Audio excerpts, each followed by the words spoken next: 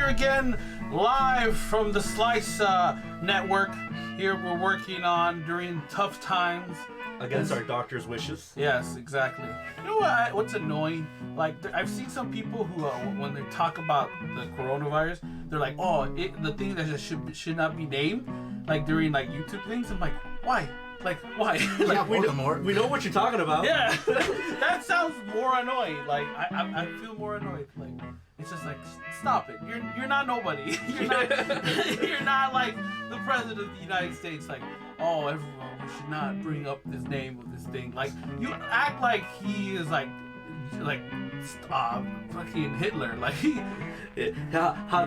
Because it came from China. Yeah, exactly.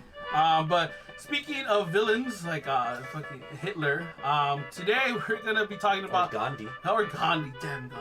We're talking about some of our villains that we were big fans of in movie, entertainment, comics, even TV shows. That's pretty much a topic that everybody kind of likes. There's always a villain that you like. Right? There's always people always complain that like, oh, it wasn't a good villain or shit like that. Yeah. So let's talk about the villains we like. Yeah, villains that were good in a good evil way, right? And I think we got like a good selection of villains that we like that kind of go through the decades. Yeah, I think so too. Like I noticed all the names and stuff like that. I was like, oh yeah, this and this. I mean, we saw Cruises and we're like, oh, okay. Oh god. Well, I mean, I'm curious to know. I think we'll start off with Cruz. If anything, your guy is Magneto, right? Yes. And my curiosity is, are you talking about just in general Magneto? In general Magneto. Okay, so I mean, there's different takes. Oh yeah, and I love Michael Fashionberg. What's his? How you pronounce? You don't even know the actor that plays your favorite villain. Go away. It's Michael, the one from the Michael. Damn it, Michael. Damn it, Michael. He's a true villain. Oh yes. From the new reboot of the First Class. Fassbender. There you go. I knew it too, but I was like, let's watch this squirm. I only know it because Bender from Futurama. So I was like, oh, Fassbender. Oh yeah. You're go away. Yes. How dare you? I'm not like fucking Rick and Morty fan. Like Pickle Rick. Oh god. Like that's worse. Like yeah. I'm glad Futurama came out when it had to in that time. Rick and Morty fans, calm the fuck down, all right? I like the show, but it's not that. Put your balls away. Anyways, back to things that matter. Cruz. Yes, where I leave off. Oh, my favorite portrayal is Michael from the First Class. Yeah. He's not old and breaking apart like in the original X-Men movies. In some eyes, he's the villain, and in his own eyes, he's the hero. You know what makes a good villain is that in their own mind, they're the hero of their story. Yeah. And I believe Magneto... What's his origin, by the way? Well, he was a Jewish kid. His family ran away, got caught, got sent to a concentration camp. Because they needed to concentrate on what they thought of that was bad. Oh my god. They were captured, and then his mother, father, and sister were killed in front of him. They believed he was killed too. They throw his body into a pit. He had a sister? Yeah, he had a sister. So are we talking what continuity in that? I mean, because this is just his origins. His untouched origins. Who haven't they been touched though? Well, everybody has a different origin. Like the original X-Men movie, they never showed his sister. They only showed his mother and father. But the basic outline is there. Yeah, the basic outline is there. A Jewish Holocaust survivor. Just seeking a better future for his people. Adam's family, yes, obviously. So, this guy, he wants nothing to do with humans. He's just like, hey, let me live in peace. Leave me alone. Yeah. Don't force my hand. He eventually escapes a concentration camp with his first love. They have a child. They're living out in the wilderness. They see that he has powers, and they killed his daughter. They killed his daughter with in a burning building. Okay. That's where he starts like, hey, you know what? Screw the humans. I gotta take care of my people. The only humans I believe he likes are just his own kind. Like he's like they hate us because they ain't us. The Jewish.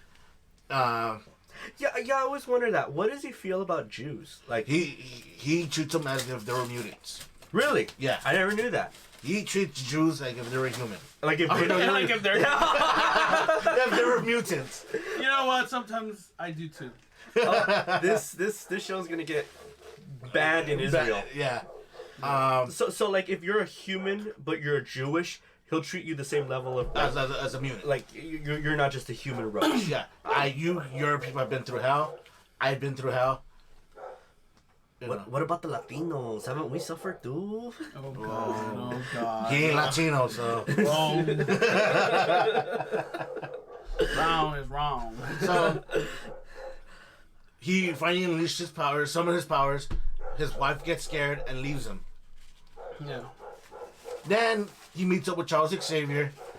They team up to take down Hydra. A little part of Hydra. Yeah.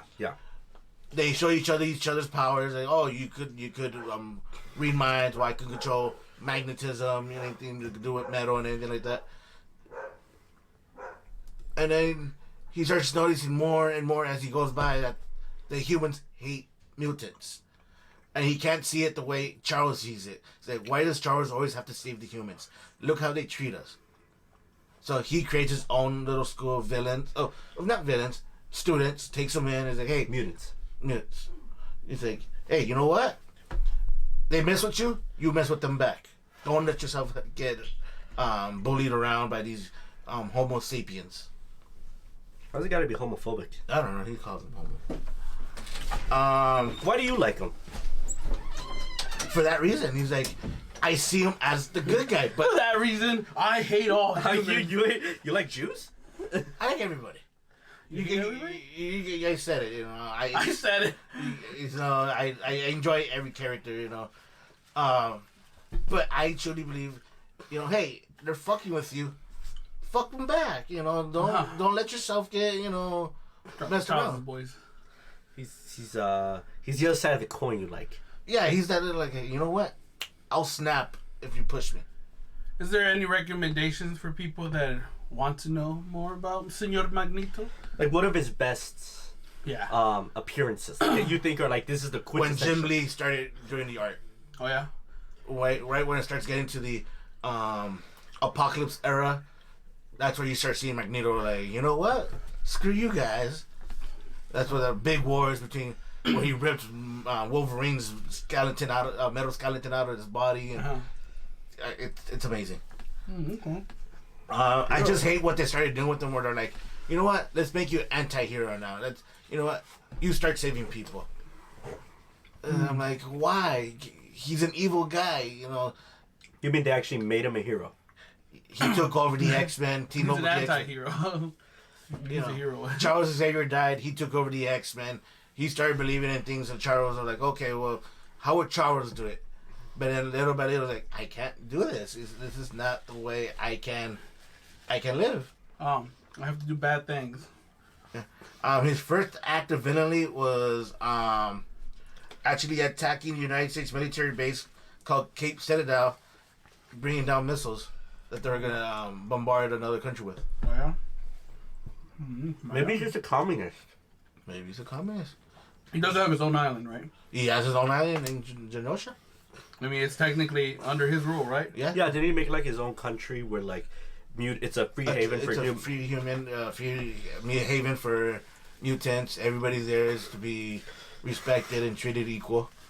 Like any other homeland. I did like that in the as much as a lot of people dislike X-Men. Was it Dark Phoenix? Dark Phoenix. I did like that they added Genosha in the movie. Yeah, that was a good touch. There's a lot of things where like, oh yeah, this is Genosha, which the original X-Men didn't end up doing. No, a lot of the original X-Men didn't touch a lot into their origins. Yeah. They're just, who these characters are. Here they are. I think the only thing that made me upset about the old I guess like Hugh Jackman X-Men with what's his name was Rogue. I think Rogue was like, you saw Rogue from the cartoons and the comics. I'm like, where's the hot Rogue? Yeah, even I knew that Rogue was hot at that age. This isn't right. I was like, where are the tits? Where's where are you going, Suge? Yeah, what's your fucking Bayou accent, And I was like, where's Gambit? Like, that X-Men, the 90s X-Men party was like at a peak, like everybody. And like, that was Jim Lee's creation. You know, and that was probably the best X-Men for me. Like every time I think X-Men, I think of those. Animated series. Yeah, and I was like, why don't you do animated series X-Men? Yeah. You know? You know, as much as I like that cartoon, I, for the life of me, can't really remember Magneto in it. Really? Yeah, like there were just so many other stories that they. I just think the other Magnetos have kind of just stuck more in my mind. Okay. Maybe just because they're more recent. Yeah, I think that's a thing. And obviously, if you don't keep touch with them as much, like if they really weren't, like there's so much. I still remember them, but you're right. I know more of these. More about like Cruz. Which Magneto is like your like when you picture Magneto? Who is like? Is it a comic version? Is it one of the movie versions? Is it one of the show versions? I like. It depends who draws them. Mm. If they draw them badass, I'm assuming you're gonna go just with Jim Lee's. no, there's other artists that like draw them badass. Mm-hmm. But Jim Lee, I am gonna lead towards more him. Mm-hmm. But the voice, I always hear Michaels. Okay. I think so far Michael's been my favorite depiction of Magneto. In the younger years, where you see him like growing, maturing, and becoming who he's supposed to be. I do like the other. What's his face? What's the old dude? Gandalf. Gandalf. Yeah, I do like his tone of. I think the most annoying part is I never got to see him in his suit. Like, sure, he's wearing the helmet. He has like a coat, but I feel like that was such a lazy way. Like that's a business Magneto. Like I'm going to file my taxes. You know, my favorite Magneto scenes are the scenes where he's not showing his powers, but when he's speeches. Sitting down with Professor Xavier, Mm-hmm. discussing their ideological difference, which is I think why you like him. Yeah, because he's very nuanced. Like it's not all powers. Like you could take his powers away, but I think he would still be just as dangerous. Yeah. Leading mutants. Yeah. Okay. Yeah, that's how I see it. All right. So that was Cruz with his hard on for Magneto. Very hard on. Speaking of another hard on, Carlos, would you please educate us on what villain for you, in your opinion, has got your curiosity and they should get everybody else's? Well, this is one of my favorite villains of all time, and he's the best villain I think in Star Trek, Gul Dukat. Okay. Cock? He looks like an alligator. He looks like one of the bad guys from Super Mario Brothers, the Goombas. Looks like a poor attempt at cosplay at that. He is what a penis should look like in an Evolution X. I might upset some people thinking that he's the best villain. A lot of people prefer Khan. Yeah. But in my heart, Who's Khan? in my heart, he'll always be the best villain in Star Trek. Really?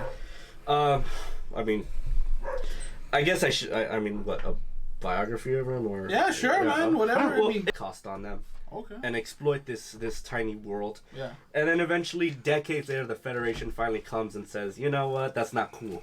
Killing people. Don't do that. Be nice. So he was the last guy to be in charge of that planet while it was under occupation. The fuck? Yeah, I saw that picture. Yeah. Whoa. Fan art is so weird. Yeah. And he always likes to say like, oh, while I was in charge, I was the least evil one. Mm-hmm. Like, I didn't execute everybody.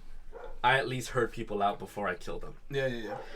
And, that's what I like about him. Like Cruz said, in his mind, he's the hero. Yeah. He saved he actually did save lives. Like, Right. while he was there, all the aliens were slaves. But he was like, you know what? Let's give them a little bit more food so they can work better. Let's not kill all of them.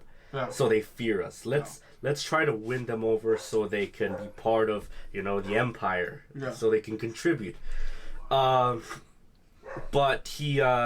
I mean, at the end, he's still an evil bastard. Yeah. And that's what I like about him. That he's, if you were to put him in our world and he did evil shit for America, he would just be called patriotic. Mm.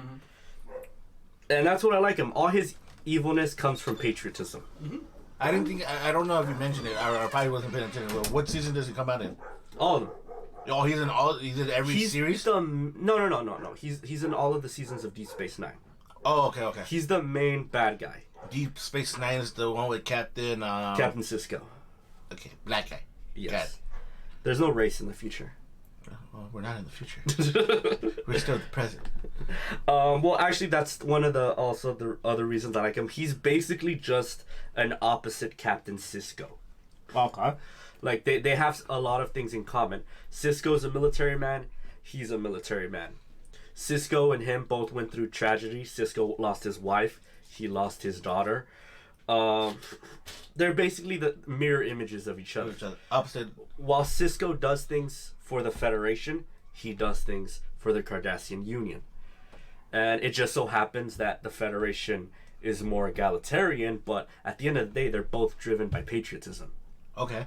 And that's what I like. It's like, it's not evil for evil's sake. Like, he'll help he there's parts in the show where he saves Cisco, where he joins sides with them. But that's just because it just so happens benefits them. It benefits his country.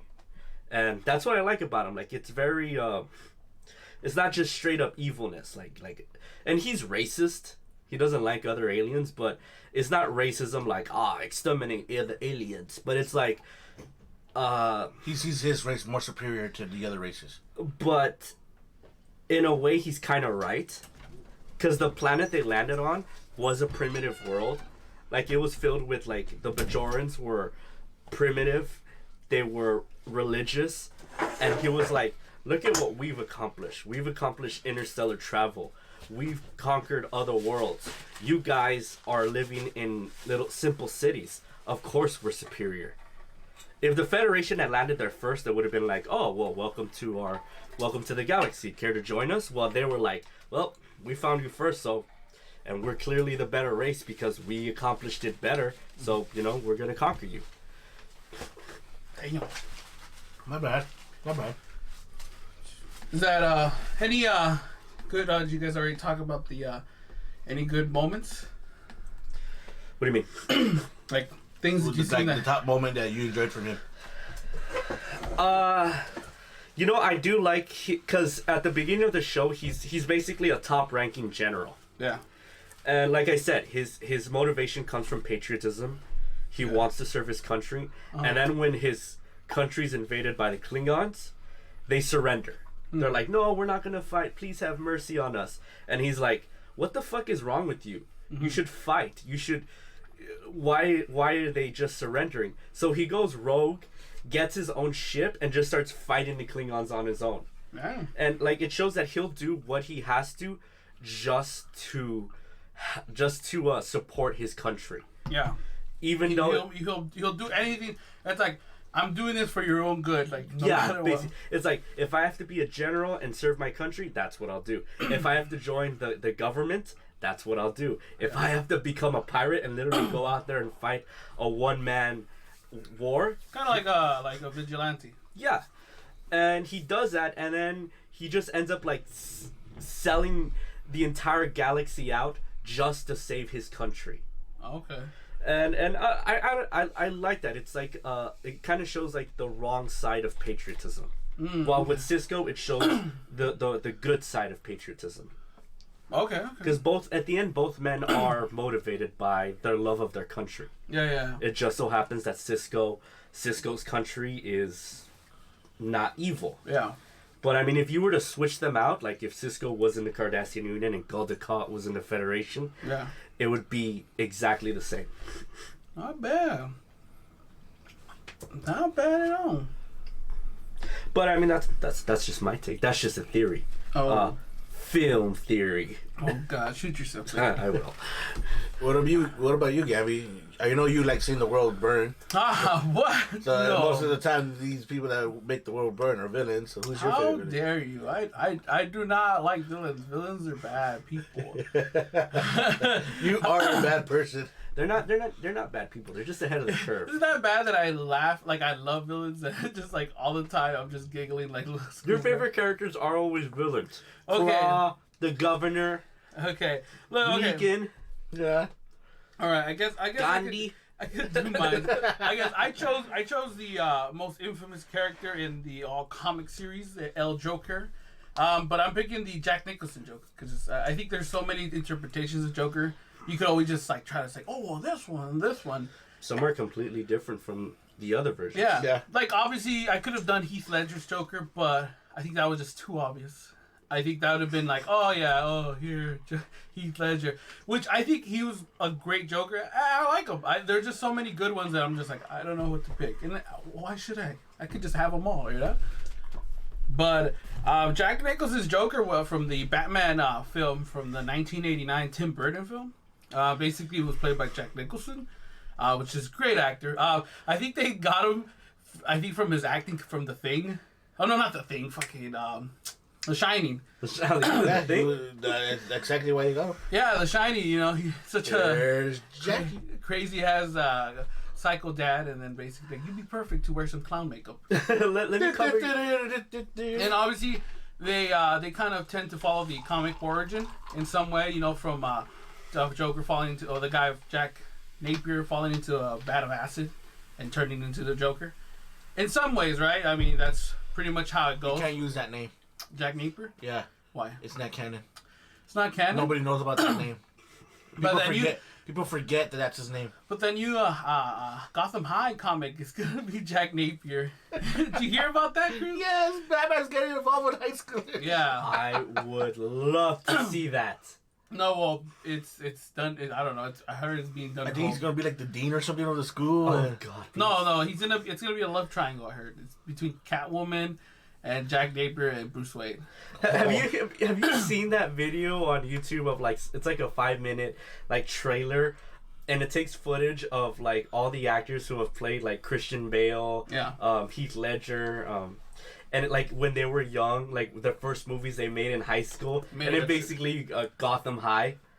Oh no! It's fucking. That's what I pictured when you said Gotham High. I'm like, God, let this be true. Well, I mean, they show. Originally they were gonna make a show pilot, like a animated series. Yeah. And they have it on the. It's on the web where they just have all the characters. I'll show it to you later, but they have all the characters in cartoon, but they're all teenagers. They do have some books out there. Oh yeah. Some comic books. Okay. But yeah. Anyway, so I picked Joker's Jack Nicholson. I guess just because his acting for him was he was enjoying it. He was yucking it up. Oh yeah. When you have an actor like literally like he was getting paid to have fun. Yeah, I think he says it like that's one of his favorite roles. You know, to be the Joker.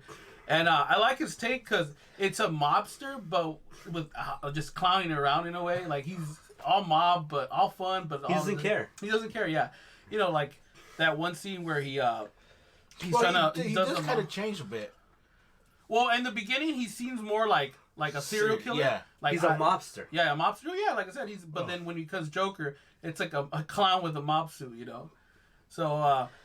He has one of those. I don't know. He told me he had one of those. Yeah. Like when he kills one of the when he has a mob meeting, and he gets like one of the guys in the Italian. He's like, oh, like okay, if you're good with that, we can just shake on it, and he just electrifies and kills him by electrocuting him with the shock buzzard. You know.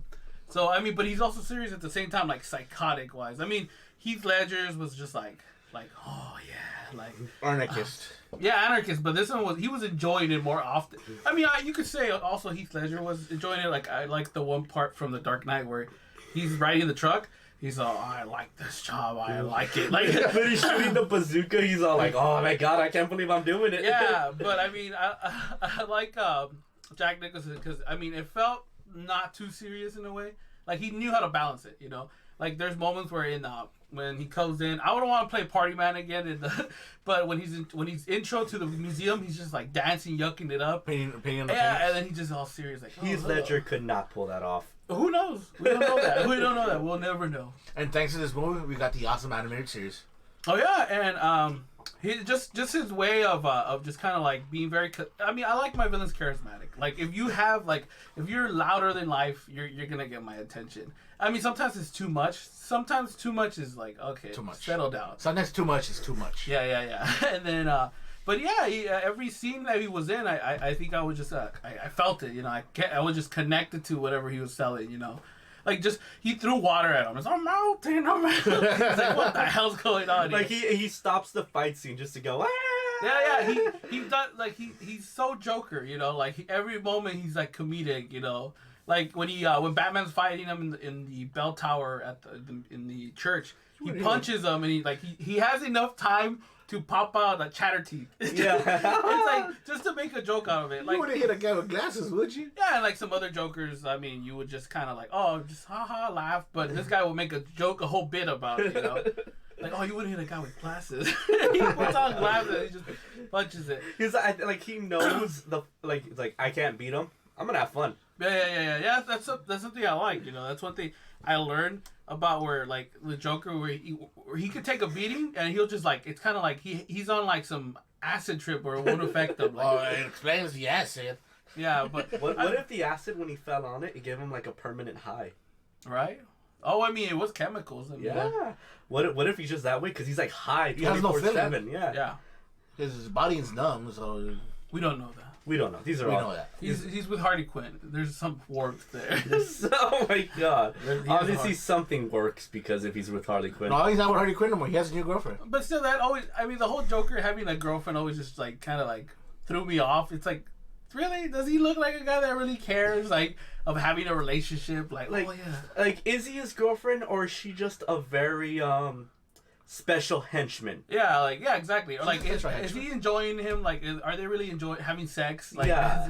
Could you imagine Joker like, ha ha ha ha, like just trying to That bang actually her? makes me wonder, has Joker ever called her his girlfriend or is it all Harley Quinn saying, I'm with Mr. J? Yeah, that's what I'm saying. Pretty much her saying. Yeah, that's what I'm And saying. then he like- doesn't say anything because like. I mean, he does like said like moments like, "Oh, hey," like trying to be all cute, but that's just to get her back to like to work with her. I mean, he was cute with Bob, but oh yeah, that didn't Bob work Gunn. out. Yeah, but maybe the moment Harley Quinn disappoints him, Harley, gun, yeah. boom. Yeah, but he. I mean, the Jack Nicholson interpretation was nice. I've always been a fan of it. It's like I'm saying, like during every time he would enjoy, he'd try to do a bit for every little thing, and it was good. You know, I think that's the only time they did Jack Nicholson's Joker. I mean, they do a lot of like homages to him. Like I think The Dark Knight. I always remember the scene where he's the Joker's just standing there like come on, hit me, you know. Well, in Batman's Tim Burton, that's the same scene from where Joker's standing in the middle of that street and he's like, come on, you son of a bitch, Yeah. come get me, you know. And he's riding the Bat jet and he's shooting at him, you know. And well, in this other one, obviously Dark Knight, he doesn't want to kill him, so it goes differently. And then Jack Nicholson, when he's just like, I'm gonna shoot this fucker. Yeah, exactly. And then, like, it's funny because both of them end up eating shit at the end. Like, the Dark Knight Batman and the Tim Burton Batman. They just, one of them, Joker has, like, that long gun. Like, oh, yeah. That's, like, super comedic, like, for reals. Like, he was like, I know something like this is gonna happen. I'm bringing this. I'm bringing it Both of them at the end of the movie were hanging from the roof. Well, at the end, well, yeah, they were, one of them died. One of them falls. Well, and yeah, dies. falls, yeah. Both of them had opposite effect. No, but yeah, I always saw, like, that they have similar endings. Like, I think, I don't know who I was telling, or where he was falling, I was like, oh, he's gonna die right here. And he almost died, but obviously Batman doesn't kill him. Yeah, he killed Two-Face. God damn it. We didn't mean to kill him. Oh, yeah. I didn't mean to, Star Harvey. I'm sorry. You can get up now. Broken neck and all. Get up. Get up. Get up. Get up. This. Yeah, but Jack Nicholson's, yeah, and then the look was nice, too. I mean, they had prosthetics on his cheeks. He didn't have the mustache painted over with white paint. Oh, yeah, Romero's, Cesar Joker. Romero's Joker. Yeah, but no, I thought the look was good. I thought everything. I mean, he popped. Like it stood out. You know, it Yeah. wasn't like those like, oh, I try to keep it. I think nowadays they're trying to keep some heroes' characters a little darker. Like, how would you look in real life? You Yeah. know, like, and which is okay. You know, if you do it right. You know, but I really like the fact that he was all in color. Like every time he come out, he was in like he would be in a different suit. Like when he killed the one of the Italians in the middle of town square, he's like, oh, the pen is truly mightier than the sword. He's all dressed up like a wedding thing and stuff. When he's in the parade, he's got that hat with the feathers. He looks like a pimp. Yeah, I would say like a zoot suit, or like in the museum, he has his Picasso His hat. chef hat. Yeah, like he's stylish, and I like that. I liked about this Joker that he Heath was. Ledger's Joker only had one suit. I know. Oh, he had two. And you bought it. You should know. You bought it. Yeah, And so- then Gamble here won't be able to get a nickel for his grandma. Yeah, I mean, I like that. I like that his Joker stood out a lot. I'm telling you, like he was out there in Outlandish, and Outlandish was good. Mm-hmm. But I mean that's my take on the Joker. Like I said, He was comedic. He had comedic timing during scenes that were like supposed to be serious and shit. You know. You ever dance in the pale moonlight? Oh yeah. But anyways, that's the Joker. For me, I mean, Cruz, you got any villains right now? I have another Batman villain. Okay, well, shoot away. No Batman villains no more. He already did it. You're not allowed to do it no more. Okay. We got the ultimate Batman villain. I did, yeah. Yeah. This guy was actually Who's Bruce this guy? Wayne's childhood friend. Yeah. His name is Thomas Elliot, known as Tommy, Dr. Tommy Elliot. He goes by the villain name Hush, given to him by Scarecrow. Pretty much the total opposite of Bruce Wayne. Okay. You know. No, you know what? No, not the opposite. Almost slightly they're right next to each other. Yeah. But in evil ways. Bruce Wayne, we all know he lost his parents by mugging in the crime alley. Actually, Thomas Elliot is probably a better man than Bruce Wayne is, because he's actually a working surgeon. Someone that works hard. Yeah, he would say that too. He put his effort into. He went to school and got his doctorate dedegree. Yeah, he didn't have money to go off and be a hero. No, I'm getting to that. And Bruce had someone else kill Bruce's parents. Elliot killed his own parents. Yeah. Okay. The guy doing his job. Yeah, All right. he's a working Continue, class Carlos. folk. All right, go. Continue, Carlos. Continue. What else happened? I'm not a dork like you.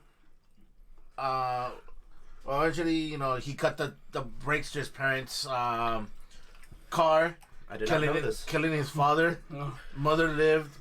Thomas Wayne saved his mother, and that's where the hatred for Bruce started. He wanted to kill his parents so he could inherit the money. Oh damn! Spoiled brat, literally. Later on, his mom was going to change the will, take him off of the will, and say, "Hey, you're not my son. You know, you're not going to get this money."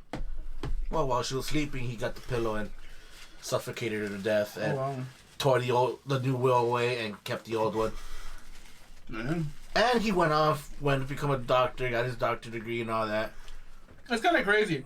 Like, he became literally a serial killer, and then he's like, you know what, I'm gonna be a surgeon. Like, what happened there? Like, all of this is he became a surgeon so he could learn how to take off his face. Oh really? And become Bruce Wayne. Oh shit! That's how deep his hatred for Bruce went. He wanted to ruin Bruce's life. That was man plotting right there. So he's Darkman. Yeah, he literally is Darkman. But Darkman didn't, He didn't do that to himself. Yeah. He has band-aids on his face. He's Darkman. This nigga Darkman. Continue, sir. Neil Nelson's gonna play Hush in the next Batman movie. Is he? No. Confirmed. Who's Liam Nelson? I know who's a Liam Neeson. Here, dig. It's okay. He's Mexican. he could mess up some words. This guy is incredible. I loved when they introduced this character. One of the few Liam Neeson? No, Tommy. Oh, okay. I forgot who we're talking about now. One of the best villains to actually take Batman to the point of breaking. Mm-hmm. And ultimately flailing at the end, but you know, like every villain. like every other Break villain. him physically or mentally? And physically. Was he able to go toe to toe with Batman, like fight him? Oh yeah, He went toe to toe. Yeah, he kicked his butt a few times.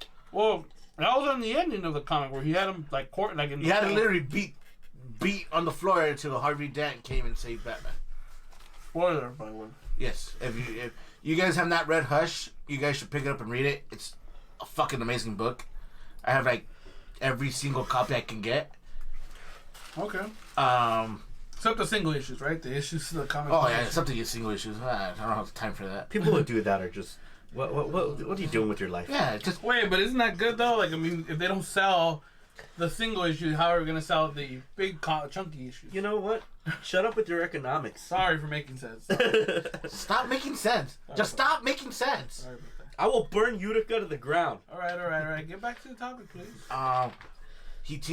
Riddler found out that Bruce Wayne was Batman, and he sold the information to Tommy Elliot. All right. Yeah. So they both plotted blackmailed the villains to team up with them. They blackmailed him? Yeah, they literally blackmailed the villains. Say, hey, you want to get out of Arkham, Jonathan Crane? You want to get a doctorate? Okay. Help us take down the Batman. All right.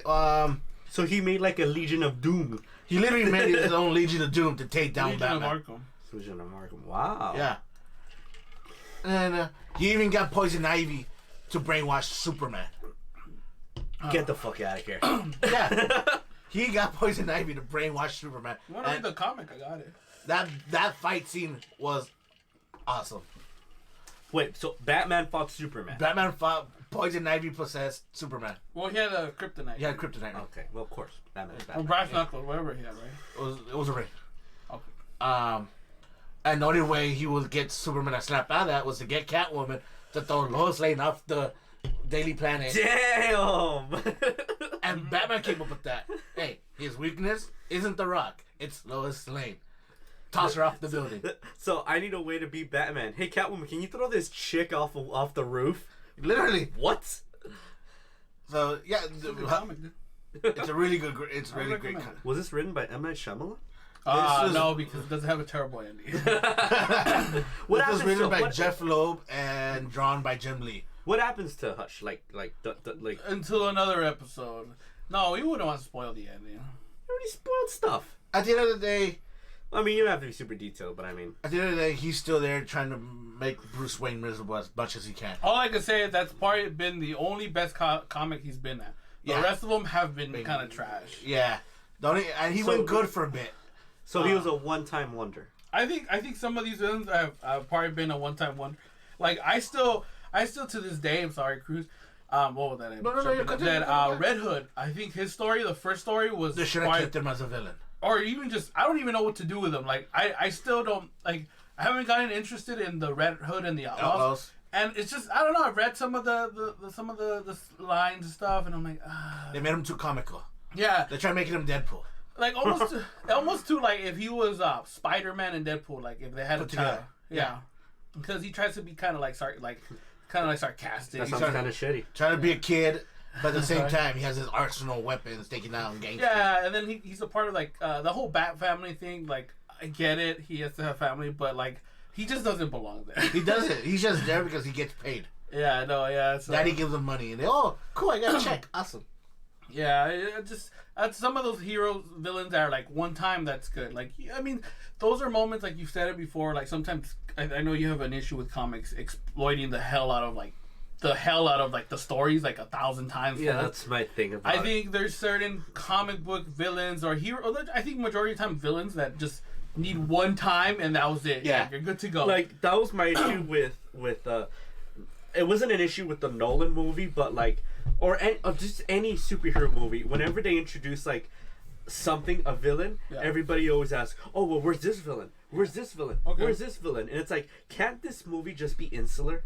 Okay. Can't that villain just If they're exist? not in it, they're not in it. Yeah, it's like, oh, well, if he was here, that must mean that Penguin was doing this, and it's like, you know what? This is a world where only the Joker existed, or Well, this is what I hate when they do put in Easter eggs and then you're kind of Why? asking for Yeah. it. Like I agree with that. Yeah. Like when the Joker came out, I don't think I ever met that. I don't think I can recall any moment where they're bringing out this place in freaking Bloodhaven. Bloodhaven? Bloodhaven. Yeah, they didn't mention that or anything like that. So I understand. They didn't even mention Metropolis at all. but it's like when they just make one thing and everybody assumes that the whole comic world is ported into this. Well, I think that's what comic books are. Yeah, like when they mentioned Joker in the Nolan version, oh, we're gonna get Harley Quinn. Yeah, exactly. Oh, Nowhere did we say we're getting Harley Quinn. It's like you put one villain and that means every villain from that universe gets thrown in there and people assume that, and it's like There are people who do that. yeah, and that's They try to crank up the volume. the theory level to the 10th. and that's power. what gets annoying. It's like, can't this movie just exist insular of all the rest? Yeah. Yeah. All right. Well, continue cruise about Hush. I mean, what qualities? I mean, do you like about him? Well, I mean, I think you kind of brought it up, but I mean, is there anything more that you're like, oh He yeah? can literally go toe with toe with Batman. Okay. He go on his own. Doesn't need no armor. Doesn't need no, special gadgets. He just needs two How'd pistols. you feel about the movie? Oh god. You know how long I was looking for this movie. Yeah. How many times I was like, I mean, you were selling it to me. Like, You were like, oh. I want them to make this cartoon. Make this animated movie. You were like me when I was talking about Batman: The Long Halloween. Yes. And I was like, give me this movie. Please give me this movie. Took them 10 years to give me this movie, and they just... I mean, for you, okay, you've seen Batman Under the Red Hood. You read the comic and you read the movie. Red Hood was a lot more accurate to the books than Hush was. Yeah, because I feel like Under the Red Hood had a lot to eat process that they had to cut it. Like, yeah. I mean, I still think they could have done it like they could have done the deluxe version. Perfect example, like Dark Knight Returns. Yeah. They did such a good job where they put him in 2 movies, and it worked. Yeah. Which I get it. I guess they weren't. They put their time and effort. Yeah, they were. But I mean, yeah, with Hush, I mean, it's like comic and stuff. Tommy Allen comes out at the beginning of the movie, and he's done. He's dead. Yeah. So it's not a Hush movie then? No, the person that's in the Hush raps is Riddler. Oh, that's bullshit. Yeah, because they kill off Riddler, right, in the beginning or something like that. They make it look like Riddler's dead. He falls into the Lars pits. He comes back crazier. Yeah. They kill Tommy Elliott, and he becomes Hush. Yeah. At the end of the movie. I mean, well, wasn't in the comics, like, I mean, I guess I won't spoil anything, but I mean, I guess we'll talk about it later, but, I mean, so you just felt like they didn't do justice. They didn't do justice. They did in Iron Man 3. I am the Mandarin. Oh, yeah. Basically, it's like, I was looking so forward to seeing Hush actually going one-on-one with Batman. They were going to bring him out in the Batman cartoon. Yeah. In season 4, and then they got cut. Oh, really? Yeah. Oh, damn. And they're just trying to figure ways to bring him out, and then, you know what? Let's do a Hush movie. Screw what the comic does, and let's do this. Yeah. And I was disappointed. The same thing with Arkham Knight. It's like, oh yeah, you're going to get a fight Hush. Oh, just toss him over the table when you're done. But he didn't fight Hush. He brought Bruce Wayne. Right. All right. I'm sorry to hear about that. Well, that was Cruz's Hush story. Villain, by the way. Next, Carlos, you got another villain that you would like to talk about? No. No? You're done? I don't like villains. They're terrible people, and we shouldn't admire them. You can't do that bit I did earlier. If it was your turn, then you could have. What the? I like how they have Michael Corleone on the Google thing. And then there's just a random picture Trump of is Michael Corleone. Please screenshot this. I will, if I knew how to do it later. All do right. it for me and send it to me. All right, I will. Yeah. Well, I mean, you basically spoiled who my villain was. Who? Michael Corleone. I introduced you to Michael Corleone. I showed you've never seen The Godfather until I made you watch it. Don't act like you introduced me to the series. You brought me to watch it. I shoved it down your throat. I didn't. I knew about it. And I didn't watch it, and like it's funny because I made you watch it. I've seen a lot of mob movies, and this is one of the main mob movies I ever watched. Like I seen Casino, I seen half of Robert De Niro's movies, Goodfellas, yeah. You as an Italian man, I am disappointed. Mixed Italian, remember? Exactly. Well, you portrayed your half Italian. I seen Carlito's Way. Hey, Cruz, can I borrow that knife? Yeah, go ahead. All right, continue. I hate you sometimes. So, Michael Corleone. He's one of my favorite villains of all time. Is he really a villain? Yes, I think is he a villain in the first one, or starts becoming a villain in the second? That's why I like him, because it's so goddamn tragic how he becomes a villain. Okay. Because his dad does what he does. Yeah. But his dad is not considered a villain. Really? Well, Michael Corleone does everything his dad does, but he does it in a callous way that makes him hated. Like his dad does it for business, and he does it kind of more like personal, right? Because Michael does it. Okay, I'm getting a little ahead of myself, but basically I like him because how tragic he is. Mm-hmm. That at the beginning he doesn't even want to do it. Like he doesn't want to be part of the mafia family. Mm-hmm. It's only when his dad does it that he's like, okay, I have to do this for my family, to protect them. Para mi familia, wey. My family. Like Cruz always quotes from Fast and the Furious, for family. Oh God. But like he does it no for. No comment. Yeah, damn right, no comment. I plead the 8th. Yeah, 8 fucking films, man. 8 fucking films. By the way, that we are gonna be reviewing in time. 10 films. 10. We'll be doing the Fast and the Furious 10, Saga. the 10K run. The 10K run? Oh my god. I don't think I have the strength. Yes, you will. So basically he does stuff. He starts out doing stuff for his family. Just to protect them. Mm-hmm. And by the end of the first one, he's basically the Godfather. Yeah. And little by little, he starts doing it not for his family, but for the mafia, for like the empire that he's built. Okay. He's liking it. Yeah, like I think I could sum up is his father, Vito Corleone, is a family man first, but Godfather second, while Michael Corleone is a Godfather first and a family man second. He flips it on his dad. He kind of gets too entrenched so much. Like he always says, "Oh, I'm doing this for my family." Through the whole second one, he's like, "I'm doing this for the family." He gets mad at Frito. "How dare you have betrayed our family?" and everything. When in the end, he kills his brother. He betrays the very thing that he's justifying all his actions. Yeah, he's literally killing his brother. Yeah, like, if his dad had still been around, he'd been like, "You fucker, you killed your own flesh and blood for the so-called family." When in reality, he's just doing it for business. Yeah. And I don't think Michael should have ever been in the mafia, because I think that's another thing that makes him tragic, is that his dad didn't want him to be in the business. He's all like, he should have just let his older brother take it, right? Yeah, that was the plan. But like he dies and his brother dies. His father wanted him to be like a senator or a mayor or something. He wanted bigger plans, and that's the thing. He could have been that. Yeah. He was destined to be more. Yeah. But he throws it away at first for a good thing. Yeah. But at the end, it's just serving himself. Yeah. And it's just adds to the whole tragedy of it. I mean, you've seen the movie too. Italians. I mean, you're people. I've seen the first one. I liked his character. I mean, Al Pacino. I mean, she nonstop knocks it out of the ballpark. Yeah.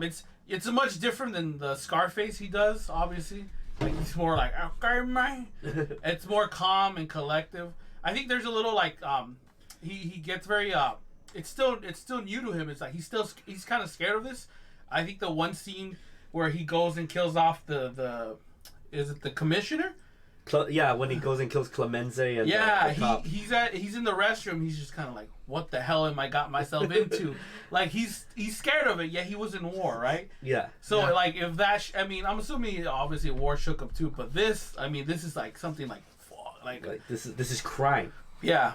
And before it was considered not crime because you're doing your job. Yeah. And actually, there's a deleted scene. Not deleted scene. At the end of part 2, there's a scene where it cuts to before.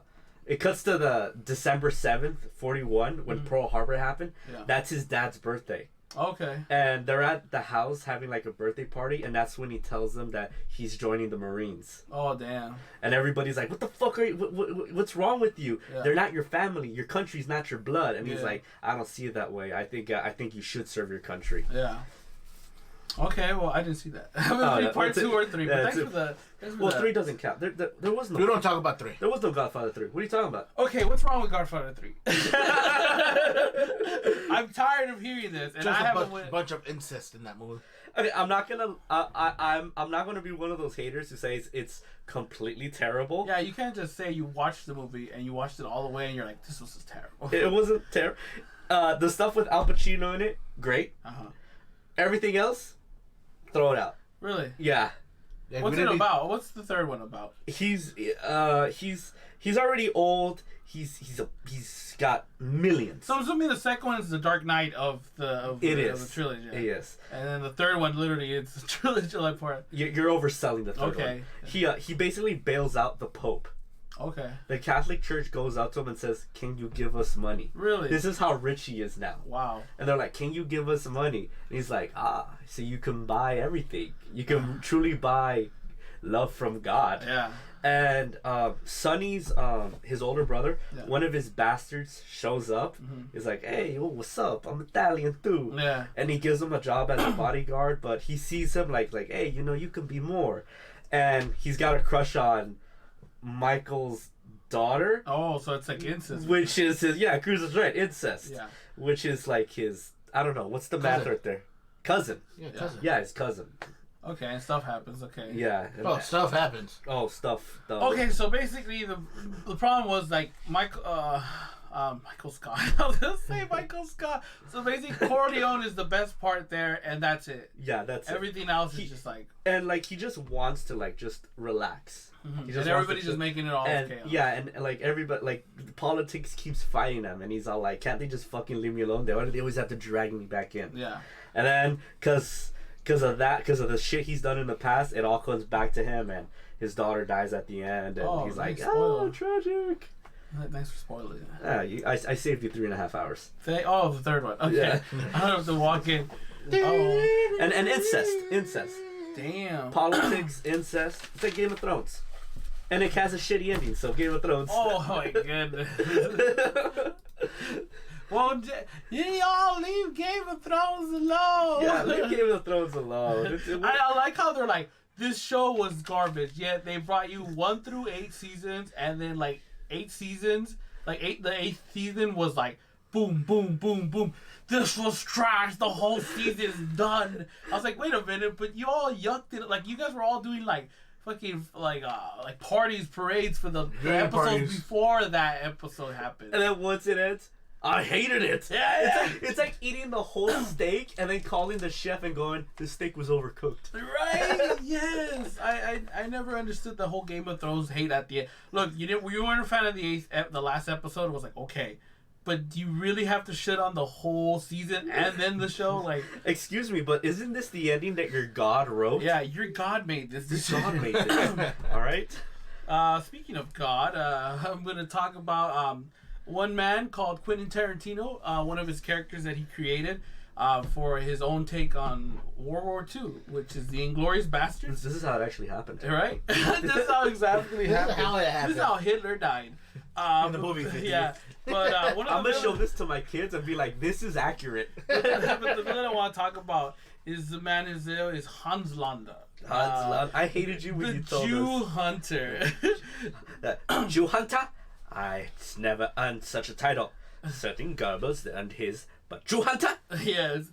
Basically, obviously played by Christopher Waltz. Great actor. I think he does good villain acts. He was Blofeld Inspector. He was the villain from Tarzan, which I still laugh. Like his weapon was like a spider silk rosemary. Like apparently it could kill you and stuff. But anyways, back to Hans. You never seen the movie? Oh. Tarzan? Yeah. Dude, that was Is that weird. the one? Is that the one with the Phil Collins soundtrack? No, it's the one with then I'm not interested. With it's Harley Quinn. It was a PG-13 movie. Harley Quinn's in it. She's Jane. She's Jane. No. Yeah. Margaret Robbie is Jane. We'll investigate this later. Anyways, I mean that movie had like a PG-13 sex animal scene. sex scene. No, it was whoa. It happened. Anyways, back to Hans Landa, basically known as the Jew hunter. Basically a colonel, right? Colonel. Right? And his title as a Jew hunter. Basically, it's kind of like he considers mice. He considers Jews like mice, like rats, and that's why he hunts them. And I know in the beginning it starts off with him walking into a it's a French family, right? And they're hiding Jews, and he goes and finds these Jews. So yeah, it's like he breaks that man. He basically uses conversation so well. He does Quentin Tarantino slang where he's just having a car, and then at one point he's like, "Oh, speaks a different language. Like, is there Jews in this house?" And the guy's like, "Yes." "Can you tell me where?" "Yes." He points out where they're gonna be at. He's like, "Thank you. I will let your family live," and then just blast the Jews down. And he's just like, he was so cool about it, like mellow.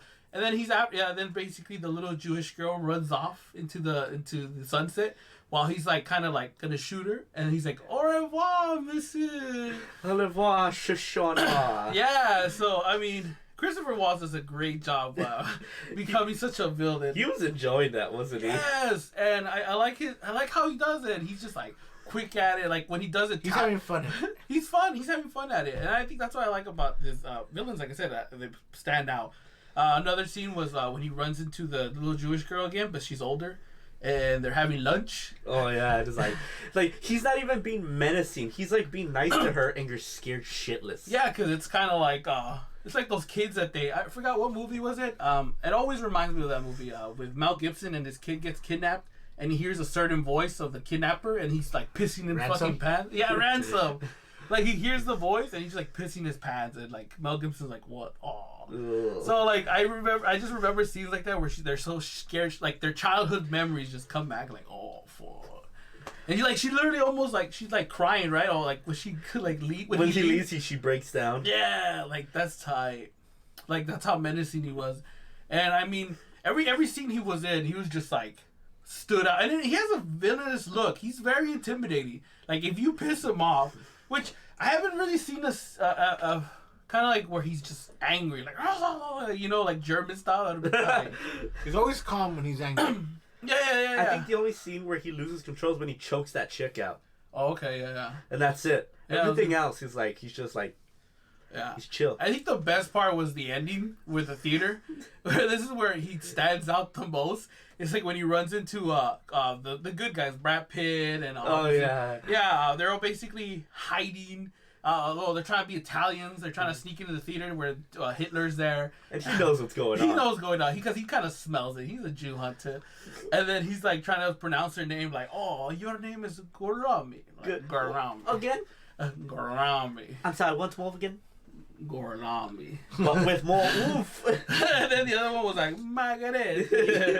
And then the other guy says it one time. Yeah. De Coco, bravo. Bravo, yeah. And he's so good. And then like he's like speaking Italian to them. And it's like, what? Grazie. Grazie. Oh, then also like at the end where he gets away and he's like, "Oh wow, that's a bingo." Is that how you say it? You just say bingo. Bingo.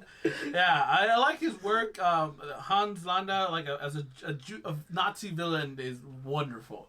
I think this was a great take on like Nazi bad guys. I can see him do the Red Skull. You can see him do Red Skull. Yeah, probably. I think he'd do such a good job. He hasn't been in any Marvel or DC movies, which I wouldn't mind seeing him something like that. How about you, Sir Carlos? What did you like about Hans Landa? Because I know when I said it, you're like, "Oh, damn it, I hate you." Because he's so delicately evil. Yeah, right? He's such a schmug. Yeah, like he's like he kind of switches that story. I like that at the beginning where he says like, "Do you know what they call me?" He's like, "The Jew Hunter," and he's all like, "Yeah, they call me the Jew Hunter." Like he's yucking it up, and then later in the movie they're like, "You're the Jew Hunter." Oh, I have no control over why they call me that. Oh yeah, he's all loving it. Yeah. Like, oh, I have no control. Do you control what your enemies call you? The little man. Oh yeah. It's like he's like the Joker, always switching shit on you. Yeah. You can't believe anything he tells you. I know, it's like he's a car salesman. Yes. A used car salesman. Or a pawnbroker. But basically that's the only interpretation of obviously Hans Landa art. Inglourious Bastards, like I said, it's a great movie. I would recommend it. I didn't really spoil anything. I just said how great these scenes were. But I know he's in another Quentin Tarantino movie, Django. Obviously, a dentist. The German dentist, which he's great in that one too. But like I said, I really liked just the way he stood out. He presented himself like so fucking like kind of like yucking it up. Like he's like when the Nazis came to him, "Can you hunt Jews?" Ooh. Hey, it's a bingo. It's a bingo. Yeah. But I think that was it for me. I heard that I saw that Tarantino, the opening scene where like he's smoking the pipe. Yeah. He was originally gonna just have a regular pipe. Yeah. But he went to Tarantino, was like, "Why don't you have him smoke this giant ass pipe?" Cause he wants to show the guy that he knows he's full of bullshit. And Tarantino was like, "Yes. Yeah. Do it." I like it. And that's good that he liked him so much and he brought him to his next movie, which was good. You know, it's like I feel like Tarantino's like, you gotta impress me to like put you in the next one. Yeah. He does use a lot of the same actors over in his movies. Yeah, I know. That's what I'm saying. Like, like you could tell which ones are his favorites, and then like, just. And Tarantino's not easy to work with. No, I'm pretty sure.